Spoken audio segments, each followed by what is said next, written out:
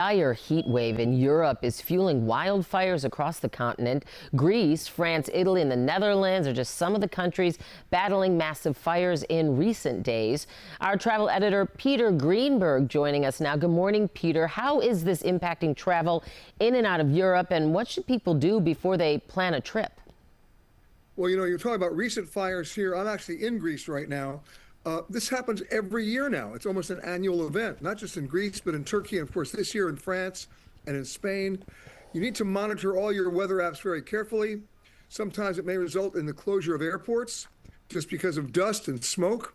We've seen that happen in Italy in the past, even with eruptions of volcanoes like Mount Etna in Sicily. But the real problem here is one of basic inefficient firefighting. Do you know how many airplanes they have to actually fight fires in Greece right now, to actually do airdrops? I think they have 2. That's completely ridiculous. It's almost ornamental. So it's a problem. A lot of people are doing the smart thing, and they're waiting to plan their trips until September and October, and that's just a month away. But June, July, and August, those are really hot months for another reason. The temperature today where I am right now without the fires is 100 degrees anyway. Oh, wow. Yeah, certainly adds to the risk. Now, here at home, the U.S. government is considering changing longstanding regulations that force airlines to display the full price of a plane ticket, including taxes and any fees. If this happens, how would this change how we book flights? Should we just accept we might get nickel and dimed? And could they just keep adding charges, that we are unaware of? Well, the answer is all about full disclosure. And the Federal Trade Commission a number of years ago made that rule because airlines are trying to be competitive on rate, but not telling you what you're really going to pay. Same thing happened with drip pricing with hotels, not disclosing resort fees. Same thing with airlines. And they made that regulation to force the airlines and the other travel providers like hotels to actually disclose what you're really going to have to pay and not nickel and dime you. There's a strong lobbying effort now by the airlines to get that reversed, and the Trump administration is inclined to do that simply because they have an anti-regulatory view on just about anything.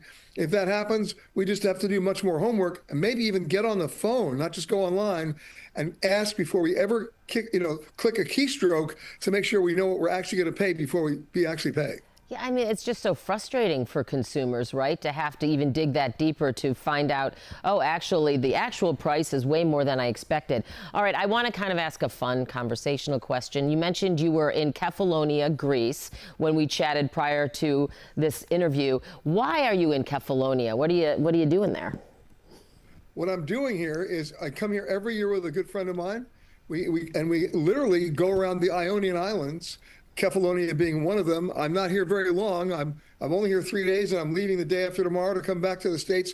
I'm flying actually to Las Vegas where the temperature's 110. I'm a glutton for punishment. But bottom line is, it's always a great time to be in Greece, especially if you can go to the least populated islands where it's not 100,000 people trying to climb up the Acropolis in Athens. Yeah. Not a good thing. Yeah, all right. Well, thank you so much, as always, for joining us, and we hope to talk to you next week as well. You will. Thanks.